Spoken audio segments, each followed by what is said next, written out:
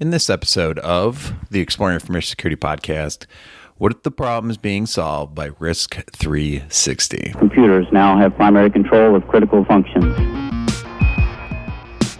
Houston, recommend vector transfer. Your go for APU shutdown on time. Roger, go for deploy. Nice to be in orbit. Welcome to the Exploring Information Security Podcast, where you will learn, explore, and grow your security mindset. I am your host, Timothy D. Block, and in this episode, we will be exploring what the problem risk3sixty is solving. With me to do that is Christian Hyatt, CEO and co-founder of risk3sixty. Show notes for the episodes can be found at exploresec.com/EIS. Feedback for the show, timothy.dblock@exploresec.com. You can hit me up on LinkedIn. If you want to connect on LinkedIn, just let me know you listen to the podcast. You can also rate the podcast on your favorite podcast platforms. That's how it helps expand the show's reach to other people within the field that can kind of help grow their security mindset. So this was a really great conversation with Christian. This is another one of those vendors that hit me up that I looked into their product and thought it was really interesting, so decided to have him on. Had a really great conversation. There's a big focus on GRC, and he's got a platform that essentially helps make things a lot easier called Full Circle, so I'd definitely check that out. But I really enjoyed the conversation with him around a lot of that stuff. They also have an annual grid event, so they're very, physical fitness focused. This is being opened up to people in the Atlanta metro area. This used to be an internal event, but it sounds like a really cool event where you can have any sort of physical fitness level. But it's, they go out and do like a 200-mile relay, but that's with, a bunch of different people. So, someone takes a mile to whatever. But it sounds like a really fun event. If you're into that kind of stuff or want to get into fitness, I mean, hey, it's January. Everyone's got resolutions and you're in the Atlanta area. We'll definitely go check that out. As far as events, check out showmecon.com. I am going to start having some episodes from them. They have sponsored episodes for this year like they did last year, so I'm really looking forward to having some really great conversation with several people that are going to be at the conference, both presenting and training, and they have training this year, so go check that out for sure. Early bird tickets are still on sale. Also, if you're a presenter or looking to get into presenting, I would highly recommend submitting your CFP call for papers to the showmecon.com website. That closes at the end of January 31st, 2025. They take care of their speakers. As far as, this is the only conference that I've had that's really covered expenses as far as travel, hotel, food, drinks, things like that. It's a really great time. It's a really different crowd at this conference as well too, so would definitely recommend checking it out if you're interested, or if you live near the St. Louis area. It is definitely worth flying out to as well too. So with that, let's get into the episode with Christian. Yeah, we just kind of go right into it, and those questions are more like these are the questions that I want to think through ahead of time, and you'll see me look over and I'll probably be, okay, we answered that one. It's like, so it keeps it so you don't have to do this. I assume that's exactly what you're doing. I just kind of had I'm ready to speak to those when you get there, I guess. Well, gotcha. Well, you're actually the second vendor going through this. I'm doing a new series, what's the problem being solved with company? Because I do get hit up by companies pretty regularly at this point. And I don't bring on anyone ever, just anyone. I like to bring on people that looks like they're actually offering something, but let's talk about what's the problem being solved. And really, that's a good starting point. What is risk3sixty solving? Yeah. So the thing that we do, so there's a couple of macro trends going on, and you'll know this. Most of the audience will know this. So 3 macro trends are driving what we do. So number 1 is mass digitization. So more data is created than ever before. I think it's in the zettabytes now. A cool stat that I heard is that if you write on a piece of paper 12-point font front and back and started stacking them, that'd be enough data that would take you to the nearest galaxy. That's how big that stack of paper would be. So just astronomical amount of data. And the implication there is more data more opportunity to steal that data, more data that people need to protect. So that's one macro trend. The other macro trend is that cybercrime pays. There's various stats out there. I've seen the 10 trillion number in terms of the criminal underground economy. Take that for what it's worth. But it is like up there outpacing the criminal drug trade. We did some research on the organization Conti that I don't know if you're aware of this. They kind of spilled their information on Twitter, and you found out that they were doing like $200 million a year with 80% profit margins. So like just crime is hugely lucrative, and that's a trend that continues. And then the last trend that is kind of where risk3sixty fits in is just this. If you look at every company, like a Bank of America, we'll just take them as an example, they're relying on thousands of vendors. So it's not just their security that they have to worry about, it's the security of their third parties. And depending on what year you look at it, something like 2/3 of all security breaches come through a third party in some way. Target being the famous example where they were hacked because of their HVAC vendor, and that's what happened. So companies are just increasingly concerned about their third parties, and risk3sixty works with those third parties. So what we've seen is that between regulation, between all the security certifications that you have to do, all the proof of compliance that you have to have out there, a lot of these organizations are just completely bogged down with compliance. SOC 2, ISO, NIST, name your alphabet soup of different things. So the problem that risk3sixty solves is that we take companies with extremely complex security compliance programs, we help them harmonize them and find a ton of efficiency in building a security and compliance program. So we have consultants that come in and help do GRC transformation projects. We also have a SaaS platform called Full Circle. That's a GRC platform that can help map and harmonize and operationalize compliance programs. So some of our biggest success stories is we've taken a couple of clients that are spending $4 or $5 million in security and compliance and gotten that down closer to $2 million. So you're talking about, in some cases, 50 or 75% savings just because they're managing things in a harmonized way than managing everything in a silo. So that's where we fit in terms of the universe and the security. We also do offensive security and a bunch of other types of services in the security and compliance realm. But the biggest problem we're solving is that efficiency problem around the compliance frameworks. Yeah, I guess people don't really realize like pen testing it's become like a very much a compliance thing, especially for like annual, I guess, checks, or I don't want to say check the box, but you get a pen test company in to do it. And so that's interesting that you guys are doing as a compliance organization, doing some of that offensive work. So to me, it kind of fits in, right? Corey Wolf, my offensive security practice leader, is going to be so mad at me because of this conversation right now. Because you're right. What we're seeing in the marketplace is often pen testing is driven by the compliance need, but there's not a pen tester on the planet that wants to do a compliance-based pen test, right? A check-the-box pen test. So our whole offensive security team, in many ways, is different from our firm because they're doing things like red team engagements. They're doing attack surface management, continuous pen testing, like very complex things. Corey was one of the original founding members of Red Team Village at DEF CON, for example. So we're always trying, like, while our business does a lot of compliance stuff, we're also like trying to tie in the risk management and the compliance. Like, please don't just check the box, like actually consider your security needs, and then bring in our offensive security team to do deep analysis and complex pen testing. And that's been a tough bridge, I think, for the whole marketplace. It's like, it doesn't have to be either compliance check the box or true risk management. Yeah, I want to live in a world where those are more tied than they are today, I think. And I think that's what risk3sixty as a whole is trying to do, and why we bring those types of services to the market.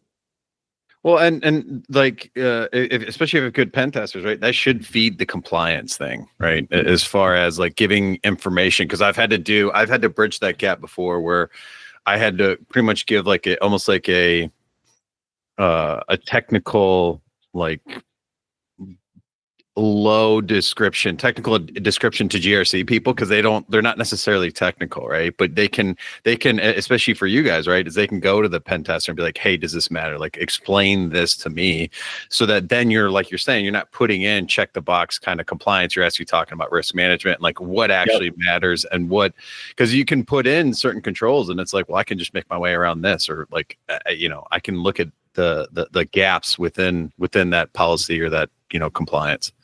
Definitely. It's kind of weird. One of the things that we've realized, so risk3sixty is about 10 years old. So I remember early in our journey, we were very focused on more compliance. That was kind of our center of excellence.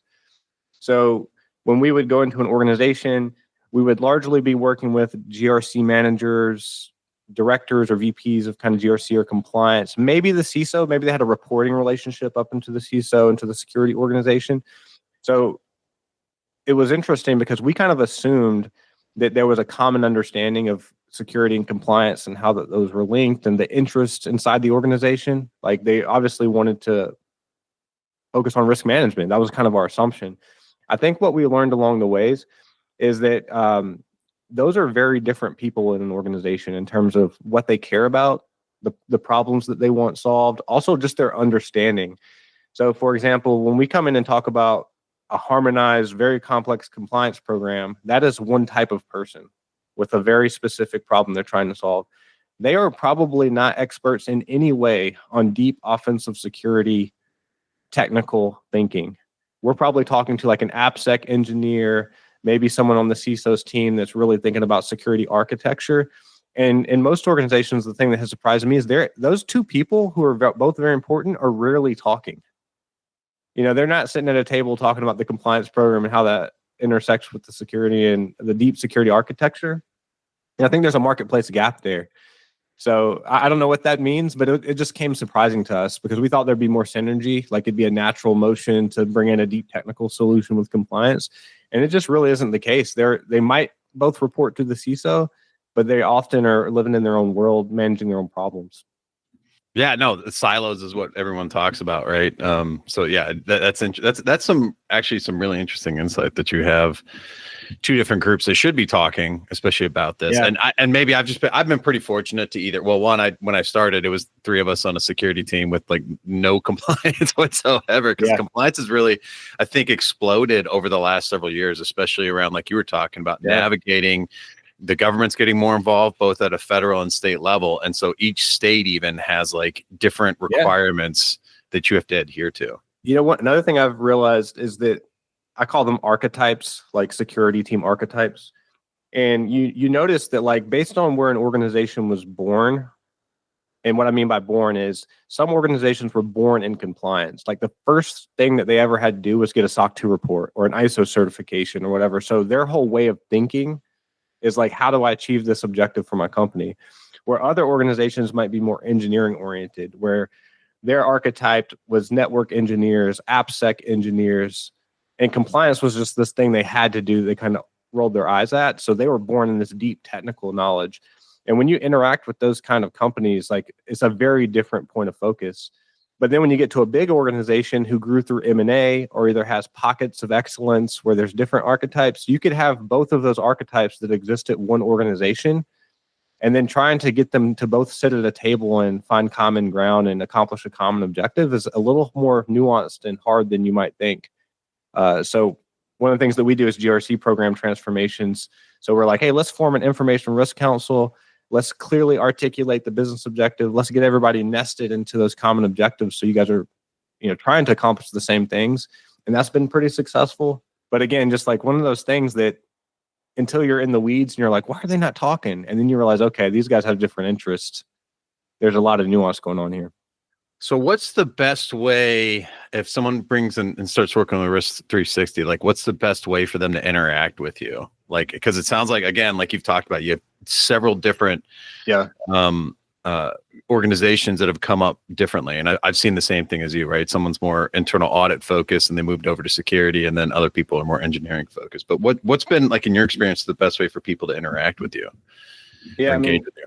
We get real. I'm really focused on business objectives. So the first thing I always want to know when someone approaches us is like, what problem are you wanting to solve and why? So typically that problem comes in a few ways. The most common examples are, hey, we have a huge customer on the line, or customers, we got to prove trust to them. So we have to achieve these compliance objectives. Over time, we've accumulated so many compliance objectives that it's costing us a fortune. We have huge turnover. Our engineering team hates us. Can you help us simplify that? So in that case, okay, the objective is simplify the compliance program, harmonize it, build customer trust so you can attach yourself to revenue while meeting the risk management objective. Got it. I have a solution for that. We can do that. Other times we have organizations that come in and say, look, our risk management, we're not up to speed on cybersecurity. We don't know where we need to go. We need a roadmap. So in that world, it looks more like doing a cybersecurity roadmap and then 3-year plan and executing against that plan. So I think the number one thing people need to do, maybe not even before they call us, but what they should be prepared to do is like, let's get real clear on what the business objective is. Because the hardest thing for me to do is someone calls and they actually don't know what they want, or they're not prepared to have those kind of conversations. And we're pretty good at guiding folks to get all the right people at the table. Actually, this was an interesting one. We just worked with a major healthcare company, and there was a mid-level GRC manager that called us, and she was super sharp, and she just knew that it hurt. She was like, we're spending way too much time on all this compliance stuff. Everybody's mad. Something's broken. Can you help? And it was almost that ambiguous. And I was like, okay, well, let's go through your org chart. And I was like, all right, we'll probably need to talk to this person, this person, this person. So ultimately, there was like 5 or 6 people at the table. And we have this whole exercise where we'll work with the team and we'll say, let's everyone define the problem. Like I'll have a slide deck on the screen and we're just talking about the problem, taking notes. And what you'll realize is all 5 of those people are talking around a common problem, but they have different perspectives on it. And they'll be not and arguing in a good way, like healthy conflict. But ultimately, after an hour or so, we center on a real clear problem, and everybody feels so relieved. Like, yes, that is the problem. And then the next step is we'll define future state. So, okay, here's the problem. Where do you all want to get to? And then if you can get everyone agreeing on the problem statement, everyone agreeing on the future state, well, then my job is to figure out how to bridge the gap between the problem and the future state. And it's just funny because that's such a powerful exercise to get a group of people to do that we've kind of made it part of our solution architect process. And I've had clients that chose not to engage in risk3sixty, but they were like, just those 2 sessions and you sending me that slide deck of the problem and future state, I was able to bury that in our annual planning and come up with some objectives, even though they didn't go work for risk3sixty. So just ton of value in that exercise, I think. So that to me sounds like a whiteboarding session, which a lot of other vendors in like different spaces offer. But what I like about that though too is you're like, it's very ambiguous. We don't know what to do, and you kind of give them that starting point of like at least trying to figure out what are the business objectives, where should we go with this? Dude, a lot of times I talk about risk. Our best product, the best thing that we do a lot of things. GRC platform, we do audits and certifications. We have excellence in ISO and SOC 2. We do pen tests. But the one thing that I think we do absolutely fantastic is GRC transformations. The thing about GRC transformations is no one is shopping for GRC transformation. And no one even knows what that is. There's not a Google keyword for it. Like people don't, it's the thing people don't know they want or that it would add value to their business. I kind of liken it to like, imagine you're a tax professional and you have this tax plan that would save everybody 20% on their taxes if they only knew about it. And you're just shouting at the rooftop trying to tell everybody you have this new tax plan. That's kind of where we were with GRC. And every client we talk to, it kind of comes back to a similar set of problems, a similar desired future state, and then like aligning the program, the security team, the GRC team, harmonizing these compliance frameworks, and a couple other activities. That just like there's a huge opportunity for cost savings and alignment with risk management. And every time we do that with an organization, like raving fans, like everyone's so happy that it happened. It's just no one's shopping for that particular thing. So usually it's like the third thing a company will buy from us. They'll come in and get a pen test. They'll learn about us. They'll come in and get an audit. And as we get to know each other, they're like, hey, let's do this GRC transformation thing. So just a complex thing that we're trying to solve. So do you ever become like a company's like GRC department essentially? I'm hesitant to call it like VGRC or something. We actually call it compliance as a service. Compliance as a service. Okay. We have several organizations that. So what we've seen, there's 2 types of organizations. One, you might have a smaller organization or just a really lean team, where there is one person that is kind of doing all the compliance work. Or there's actually no one full-time doing the compliance work, and it's a shared duty by a bunch of other people who have other jobs. So those kind of companies will hire us and be like, dude, can you just run our GRC program? And we do that. We call it compliance as a service. We have a whole playbook on doing that. The other way that we've seen this happen is it's a very mature company that has a full-fledged team, but there's just a handful of activities like taking out the trash that they don't want to do. That might be like audit defense. Like we just want someone to come in during audit season, help us gather all the evidence, vet it, and work with the external auditor, like bring in the reinforcements. Or it might be stuff like internal audits, like ISO 27001 has an internal audit requirement. Come in, do all the internal audits for us, do our risk assessment. So we own particular work streams just as reinforcements for the existing GRC team, so y'all can focus on doing all the strategy work, doing all the higher level thinking that only you can do. So absolutely, there's like lots of outsourcing activity that happens. Gotcha. What size of company do you usually work with, or? Yeah, so usually we classify it as sub-enterprise or enterprise, and that's usually the archetype is business-to-business technology company. That's the intersection of technology and some type of regulation. So lots of healthcare tech, healthcare, financial services, financial tech, because for obvious reasons they're heavily regulated, tons of compliance, and also there's some technology going on there. So security is a top priority. So that just tends to be our sweet spot. Solving hard problems, multiple products, multiple business units, probably doing M&A. And we really thrive there in that kind of complexity. Yeah. So do you find a majority of your clients are like in a healthcare or regulated space, or do you find companies outside of that too? Sometimes outside, I think for the most part. So my take on it is most companies aren't building mature security and compliance programs because they just think it's the right thing to do. Like I want to live in a world where everybody's like got a super healthy security budget and they're just focused on protecting data.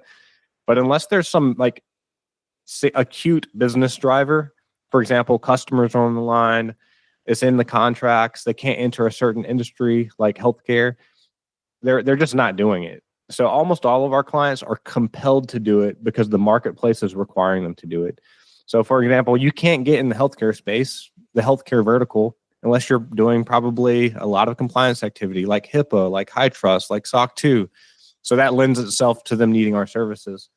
Similarly, if you're in financial services, you probably have an abundance of NIST stuff. Maybe you're doing PCI. So those industry verticals just tend to be industry verticals that out of necessity for them to be successful, they have to do this stuff. So they're calling us to do that. We see very little action in terms of industries that don't have some other kind of business driver requiring them to build a program. Do you see, and this is like more of like a prediction, future state scene. You've talked about like third-party risk, and yeah, like you're saying, that is a huge thing. Do you see other companies will pick that up because the big companies are starting to vet their third parties a lot more? I do. So we do a lot of international and European Union regulatory stuff. Like right now, and I'll tell you why this matters. The EU is releasing a couple of very interesting things right now. And we have compliance packs where we recorded videos giving summaries of this. People might find it valuable, but NIST 2 is one of them. There's also something called DORA that has come out. They just came out, the EU AI Act. The reason that matters is because if you look at the EU, the way that they do things is largely central command. The EU releases directives or regulations, then the member states form these enforcement bodies. They literally create databases of high-risk companies, and they go out and try to enforce that regulation. So there's true regulation in the EU. If you look in the US, there is much less regulation, and a lot of our regulation is decentralized. So for example, in California, they're more apt to regulate. New York, they're more apt to regulate.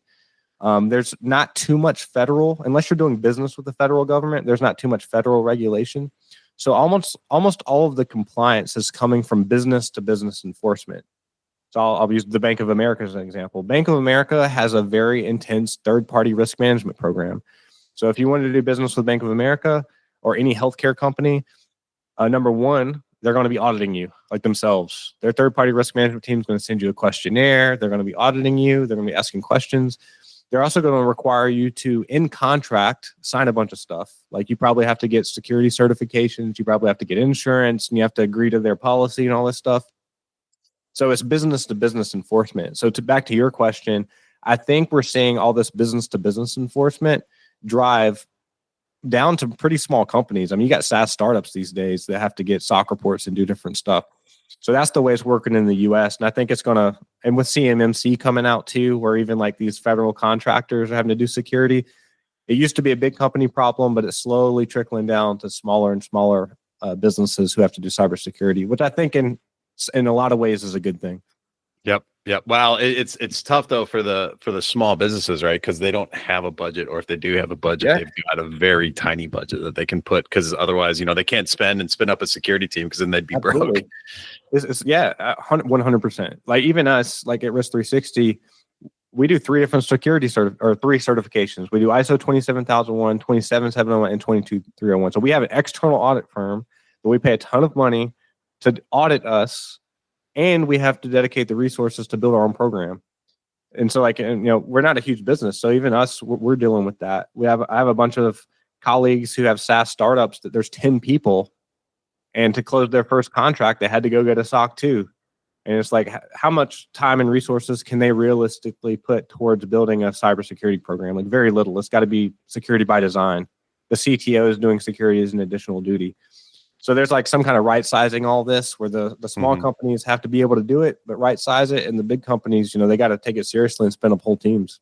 Yeah, I mean, being in the healthcare, being in Nashville, I've seen that where healthcare companies are spinning up, and they've got like 500 employees, but they're looking for like a security analyst to do compliance, and that's their entire job. 500. I think the average size security and compliance team I see is probably like, one is not uncommon. One is certainly not uncommon.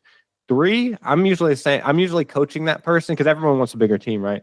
If I go into a company that's below 1,000 and they have 3 people working on the problem, I'm like, actually, you're not in bad shape compared to what I'm seeing out there. Like, there's always a lean team. 3's not bad. Like, they gave you resources.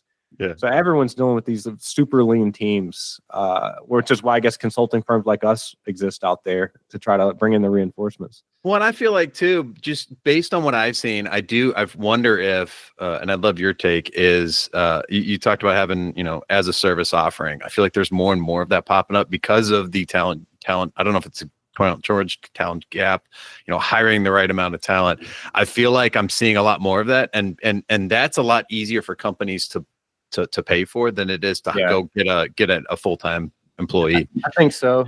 I mean, even we for example, we use like a lot of partners for the same reason. And I think the phenomena that happens, and I'm the CEO of the company, so I'm like thinking about why we outsource certain functions. I'm sure this is a similar decision criteria for why people hire us. But it's like, one, if you hire a full-time employee, it's not just their salary. So like, let's just use a nice round number of 100K. Let's say they make 100K. Well, all in, their cost is probably 150K with insurance and everything else going on, taxes. So every full-time employee is like 1.3x their base salary. Also, when you hire someone, like the thing the company is committing to is like, your job is going to stick around. Like I'm committing to investing in you, growing your career, finding opportunities for you. Because if you don't do that, that employee is going to leave. Like, no one wants to join a job and there's just zero career progression for 10 years. Like, they're going to leave. So you have these turnover problems. So I think companies are thinking through that. They're like, all right, I'm going to hire this analyst, but where do they go? How do I keep that person? Who's going to manage them? Also, can that one person do the 10 different jobs I need them to do? Because I need them to do vulnerability scanning and third-party risk management and write policies and herd all the cattle when I need during audit season to actually make them do stuff. And there's rarely one person that can do that. There's a few unicorns out there that can make all that happen, but they're so rare. So I think what companies are doing is they're saying, how can I be very efficient with my money? And you can turn to for providers like us who've productized it. Like, we don't just staff a person, we staff a whole team when we come in. So like, it doesn't matter if it's SOC, high trust, ISO, we have someone on the team that has the expertise. We have hundreds of policy templates because we've developed them before. We have all these tools that we've created. Our cost is our cost. There's no insurance. Also, if you want to fire us, like, you can kind of do that with a clean conscience. You don't have to worry about like that person's career and stuff. So I think that's just increasingly attractive, even to like one person teams. If I'm a one person GRC team, I can't get the higher funded. They won't give me the salary requirements I need for this person to actually get someone with quality. So like, hey, I can go, oh, there's risk3sixty. Actually, I can get a ton for 100K. And they'll be on my team. They're my therapist when I need it. They're going to coach me up through that. And that's just really attractive. And that's why I think you're seeing this spin up a little bit more than maybe 5-10 years ago. Yeah. No, for sure. So I hope I don't know if I had it on our questions, but AI, like, what are you seeing? And I'm just making it very general. Like, what are you seeing as far as like AI? Yeah, I actually have a lot of thoughts on this. So ISO, the reason we have any, the reason I think we have some authority to talk about this is because there's this framework called ISO 42001. It's the first AI risk management certification globally that came up. So as soon as that came out, we helped to do the first ever implementations of that. So the first batches of companies to get certified, we were right there helping them build those programs. I also released a free course on ISO 42001, and we have a second free course on our website for security principles related to AI. So pretty early on, we were like ahead of that. We were getting in there. And then we also just did an analysis of the EU AI Act. So it's kind of interesting to see how the US is handling this and how the EU is handling it. So that gets to your question, where do I see it going? Obviously, tons of opportunity. Like how many SaaS startups are starting their business with AI in the title? How many products do you see that's trying to integrate AI? Just tons. There's hundreds and thousands of them that are doing that. So where my head goes is, all right, there's always this, like right now where the marketplace is that there is a lot of incentive for those companies to move quickly because there's so much competition, which is good. But the risk when companies want to move fast is they're taking risks. So what I don't have a lot of confidence in is how much are these companies considering the negative consequences to us as individuals as they develop these products. And I'm not talking about AI overlords. What I mean by that is, how are they training the data? Are they willing to take a risk with my data? Because if you're cautious, you get permission to use someone's data. If you're trying to innovate quickly, you just kind of harvest the data and use it and then ask for permission later. And I'm not sure if I'm okay with that. I've also seen firsthand some systems, like for example, there's one customer that we're working with that does lending. They do non-traditional mortgage lending. So the problem they solve is there's a whole bunch of people in the world apparently that have terrible credit, but are very worthy of being lended to. The most common example is someone who's recently went through a bankruptcy for random reasons, but has excellent job and great cash flow. So they're basically a rich person with bad credit. And banks want to lend to them, but they can't because they have a bad credit score.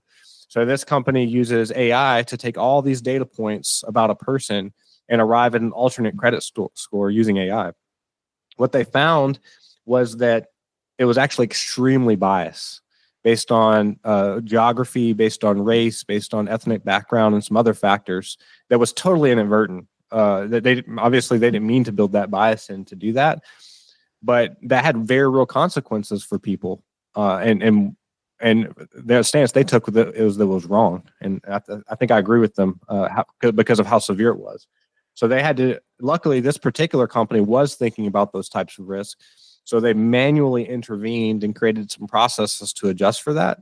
But I also know that they have some competitors that probably aren't taking that into consideration and doing some very significant things with AI. But because they're funded by VC firms, because all the incentives are driving them to get market share as fast as possible, to move quickly, they're cutting corners.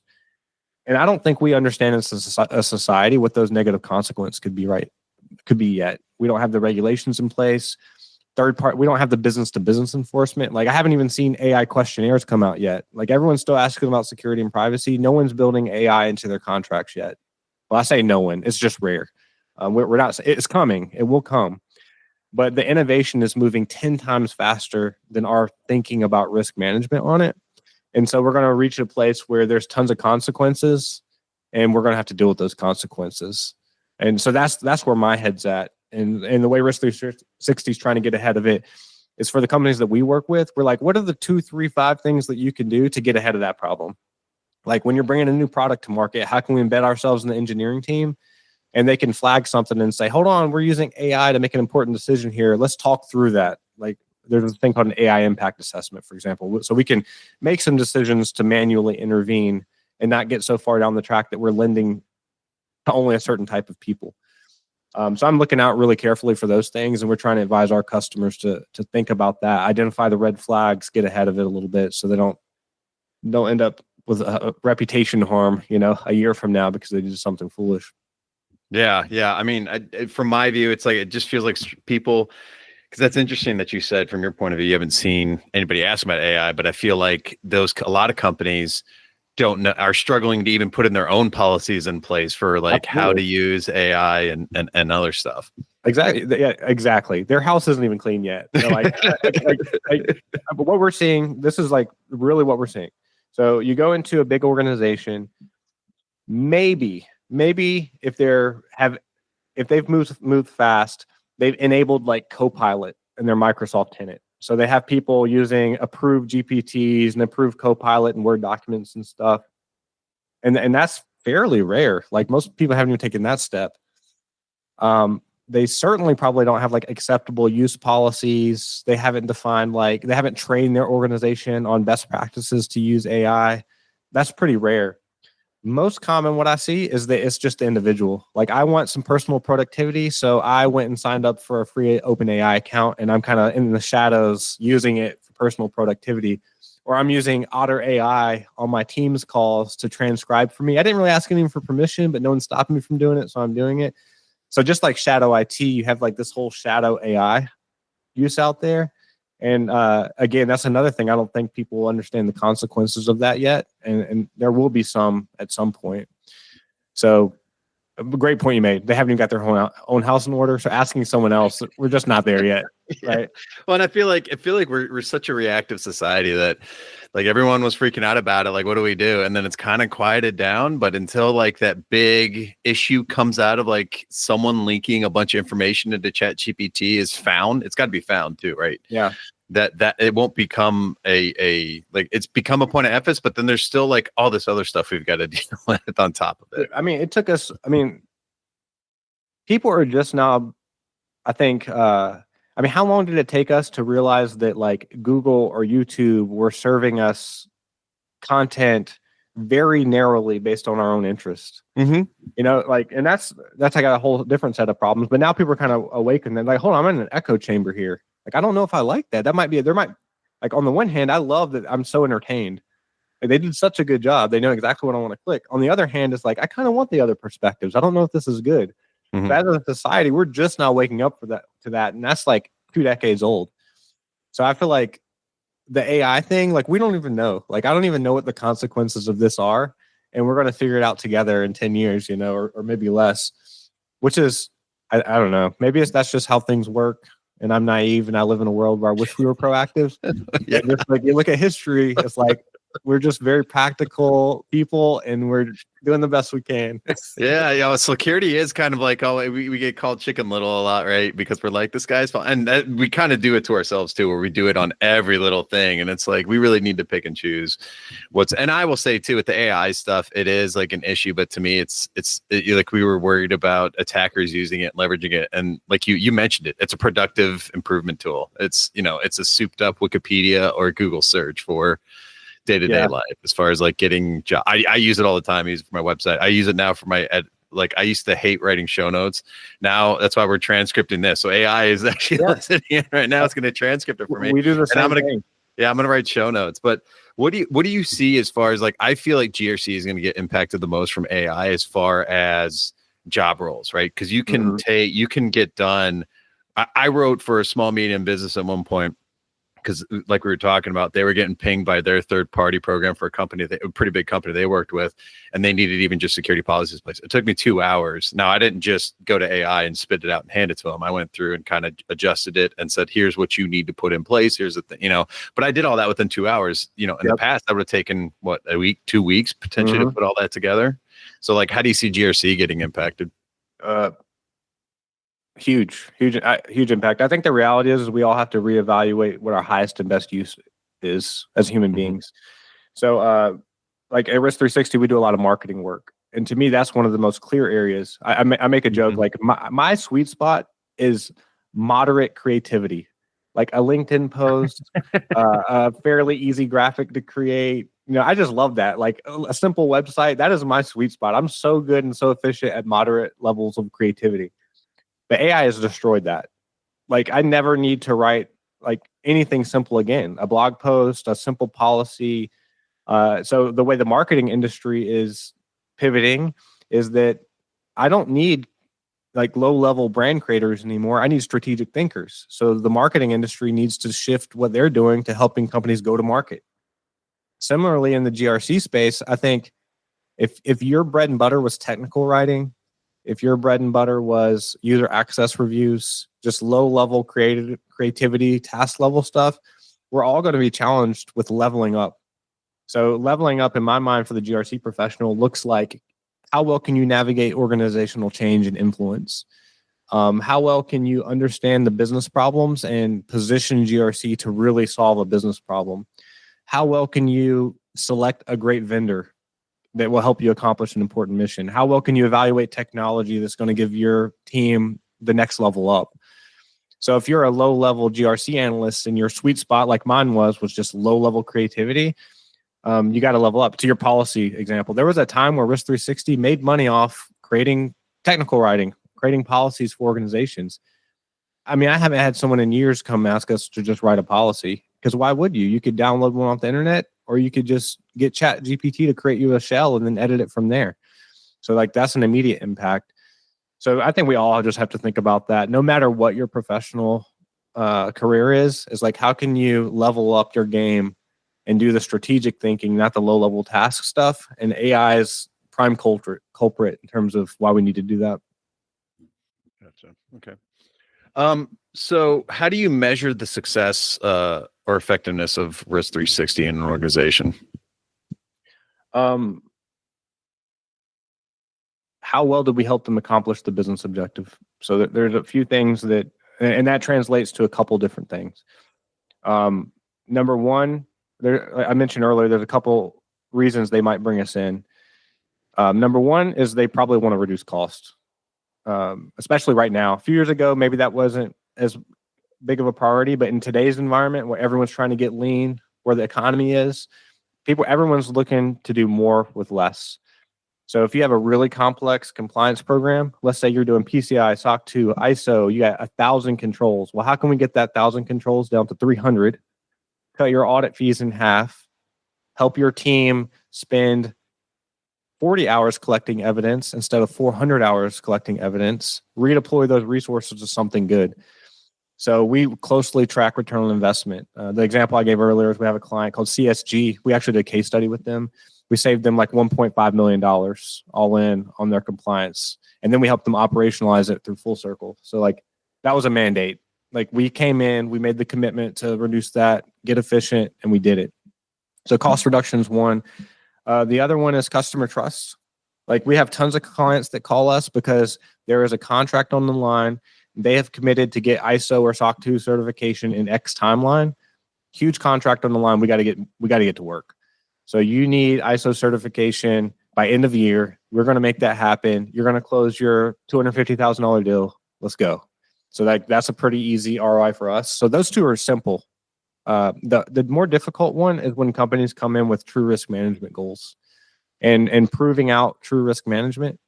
So we typically start off with like a cybersecurity assessment, a cybersecurity maturity assessment, put together a roadmap that's tied to specific outcomes, and then can we measure progress towards those outcomes?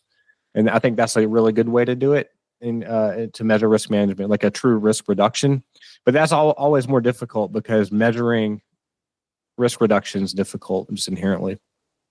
Yeah, no, I think that's something that all CISOs deal with, and like return on it. How do you show that something didn't happen because we have the controls in place? You have the FAIR model. There's so many risk quantifications model out there, and it's like, there's lies, damn lies, and statistics kind of thing. And I kind of feel like the risk quantification falls into that category because it's like, all right, how much money will this really cost you? Well, my model says $1 million, but is it really $1 million? So trying to get that stuff right is, I think, complicated. And the more important thing, I think, is that it's directionally accurate and all parties agree with the assumptions. But it is important though. Like we got to at least try to measure that risk reduction. Yeah, no, for sure. So explain Full Circle. Like, what is that? Because that's your online platform, I guess, that you're offering up for clients to log into and manage a lot of their compliance activities, I guess. Yeah, that's our SaaS platform. It's a GRC platform. So quick history on that. So when we first started risk3sixty, we were doing all of our audits, all of our assessments, all of our work in like Excel spreadsheets and Word documents. And there wasn't even a tool out there for us to do anything different. So instead of taking home a big salary, I was like, look, man, let's just plow back into the business. Let's invest in the software, hire an engineering team, and build something. So originally, first couple of years, Full Circle was our productivity tool. It's how we did assessments. So our clients didn't really even care. It's just how we operationalized doing our own assessments. And our clients would largely interact with the tool because they would be providing us information. So we'd like submit an information request list, and they would provide information. They could see status reports and stuff like that. So it was their window into risk3sixty. Over time, our clients started asking like, hey, can we buy this? Like, I want to be able to do a lot of the same things that you're doing to manage my own program, to manage all my controls, to manage my vendor risk management program. We have a cool little risk register in there. So all the things that they were doing to operationalize their program, they wanted to do in Full Circle. So we made this shift from it being our tool built by us to manage our programs, to do our vCISO services, to do our assessments, to where customers could buy it outright. So today what it's become is the best customers of Full Circle are those ones with lots of requirements. They have SOC 2, they have ISO, they have HIPAA. They need to somehow harmonize all that. They need to know who owns all the controls. They need reminders that it's time to operate a control. They need to be able to track down evidence. They need a risk register. They need to produce reports to the board of directors for the Information Risk Council meeting. So they're looking for a tool to manage their security and compliance program and operationalize it. And that's the problem that Full Circle solves today. I think what makes Full Circle unique is that we used it for like 5 years building our own program. So when you hop in Full Circle, you're like, I can tell that folks who did this before built it. Like, this wasn't a bunch of software engineers at a VC firm that guessed at the problem. Like, every button you click, you're like, oh yeah, this is how a security or GRC professional would build it, because we did. So that's what it is today. Do you integrate, and these people might be competitors, but do you integrate with like a ServiceNow or Workday or another platform that the GRC team might already be? And I will tell you, based on my experience, those are not fun tools to deal with. So if there's like a better GRC tool out there that makes life a lot easier. Yeah, I mean, our biggest, some of our competitors, like so at the lower end, like if you're a startup, like a lot of those are using like the Vanta and Dratus as a really common tool. And the sell for Vanta and Drata is they claim to have like the plug and play. Like, okay, you can plug this into all your SaaS tools and it will tell you your compliance posture right away. There's some truth to that, especially if you're a very simple startup. But if you're a big organization and you have tons of customization, tons of tools, like the plug and play world just isn't a reality for you. Mm-hmm. On the other end of the spectrum, we have the ServiceNows, we have maybe the OneTrust. And you can customize those to infinity. So you're talking, for some organizations, those are multi-million-dollar, multi-year implementations to get those. And there's tons of workflow. I think Full Circle is kind of a Goldilocks zone in the middle. There's a lot of configurability. There's a lot of customization in there, but there's also some left and right limits of what you can do. So we work really good when we walk into organizations and they just want to manage their GRC program. We do integrate with some of those tools. The most common tools we integrate with is something like Jira, because the engineering team has a Jira board and they want to be able to talk to each other, or ServiceNow because they're doing ticketing in that. So there needs to be some workflow there. So we do integrate with those tools. And it just depends on the use case. There's times where like a company is so embedded in ServiceNow. I'm like, guys, you should just use that tool. Like, you got the scale, you're already embedded in it. And there's other times where IT is using ServiceNow, but the GRC and security team like doesn't use it at all. They're managing their controls and stuff out of Excel spreadsheets. And I'm like, this is a perfect opportunity. You guys use Full Circle, integrate with ServiceNow to the extent it makes sense, and have your own like center of excellence around that. Gotcha. Okay, cool. What are some, I guess, closing thoughts and things you'd like to plug? I think one thing that one of our philosophies is we try to out-teach the competition. Like, we just produce a lot of content, and in some ways, I think like on YouTube, we're the best kept secret. So if you want to learn about anything like GRC, I think I've done 70 interviews with CISOs that's out there. So you can check that out. We do webinars like monthly with them. We also do these deep dives on emerging frameworks. I've mentioned like NIST 2 or DORA or EU AI Act, where we really try to, we love to teach. So we just like teach this thing in a very human readable format.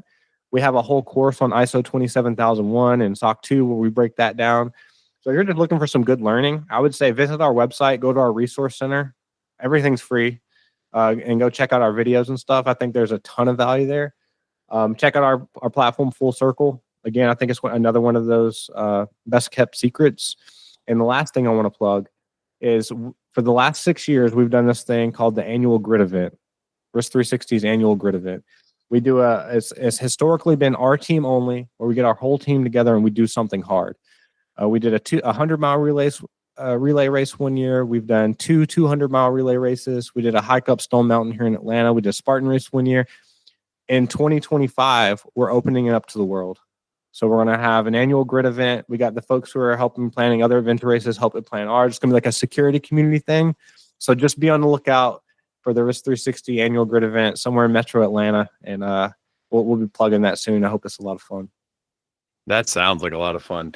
I like doing the fitness stuff, but that's really cool that you kind of get outside the office and go do, the 200-mile relay and all that kind of stuff. Yeah, I mean, it's just like when you see your buddy sweating, like someone you only see in the office, and they're just busting their butt, and like there's people of all fitness levels. Yeah, but they're just out there giving it their all. You can't help but respect that person. So like the bond of shared misery, I guess it is, just like path tracks trust in a unique way. And so we've just kept doing it every single year. And no matter your fitness level, we just love going through that together. That's awesome. I love it. All right, Christian. Well, thank you for joining me to discuss Risk3sixty. Yeah, man. My pleasure. Thank you for having me.